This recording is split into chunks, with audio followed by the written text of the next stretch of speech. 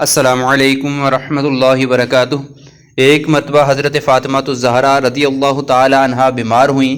ان کا حال پوچھنے کے لیے آپ صلی اللہ تعالی علیہ وآلہ وسلم تشریف لائے۔ ایک صحابی عمران بن حسین جو کہ قریش کے سردار تھے وہ بھی ساتھ تھے۔ دروازے پر جا کر پوچھا کہ بیٹی اندر آ جاؤں، میرے ساتھ ایک اور آدمی بھی ہے۔ تو حضرت فاطمہ الزہرا رضی اللہ تعالی عنہا نے عرض کی کہ یا رسول اللہ صلی اللہ تعالیٰ علیہ وآلہ وسلم، میرے گھر میں اتنا کپڑا نہیں کہ میں پردہ کر سکوں، چادر کوئی نہیں چہرہ چھپانے کے لیے۔ ہمارے علم کے مطابق یہ کیسی بے بسی کی زندگی ہے؟ یہ بھی کوئی زندگی ہے کہ کپڑا کوئی نہ ہو؟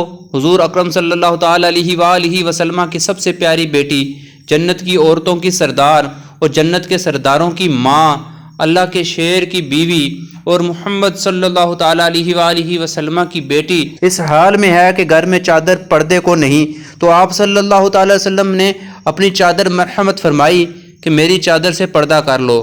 آپ صلی اللہ تعالیٰ علیہ وآلہ وسلم اندر تشریف لائے اور پوچھا بیٹی کیا حال ہے؟ انہوں نے عرض کی کہ ابا جان بھوک بھی ہے اور بیماری بھی، علاج کے پیسے بھی نہیں۔ تو حضور اکرم صلی اللہ تعالیٰ علیہ وآلہ وسلم نے گلے لگایا اور آپ صلی اللہ تعالیٰ علیہ وآلہ وسلم بھی رونے لگے۔ اللہ اکبر! طائف میں پتھروں کی بارش میں رونا نہیں آیا اور یہاں رونا آیا۔ بیٹیوں کا غم کتنا رلا دینے والا ہوتا ہے۔ آپ صلی اللہ تعالیٰ علیہ وآلہ وسلم نے فرمایا، اے بیٹی غم نہ کر، اس ذات کی قسم جس نے تیرے باپ کو نبی بنایا، آج تیسرا دن ہے کہ میں نے بھی ایک لقمہ تک نہیں کھایا۔ تیرے گھر میں فاقہ تو تیرے باپ کے گھر میں بھی فاقہ۔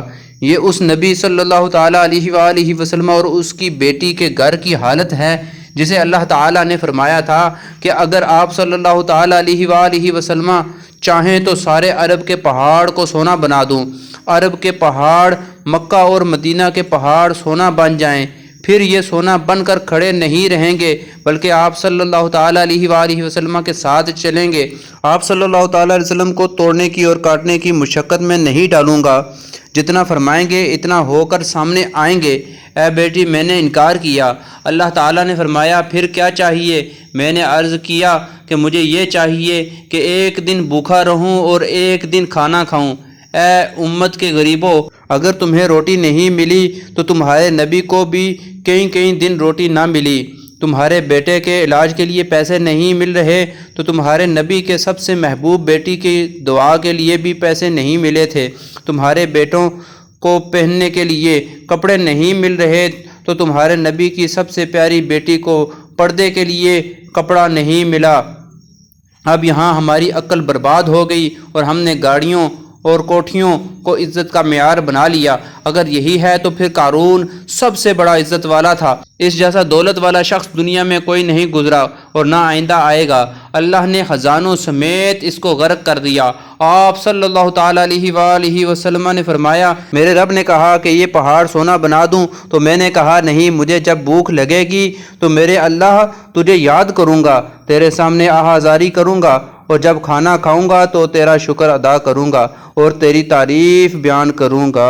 ویڈیو اچھی لگی ہو تو لائک ضرور کریں اور اس چینل کو اگر آپ نے سبسکرائب نہیں کیا تو سبسکرائب کر دیں، بیل آئیکن کو پریس کرنا نہ بھولیے گا۔ اللہ حافظ۔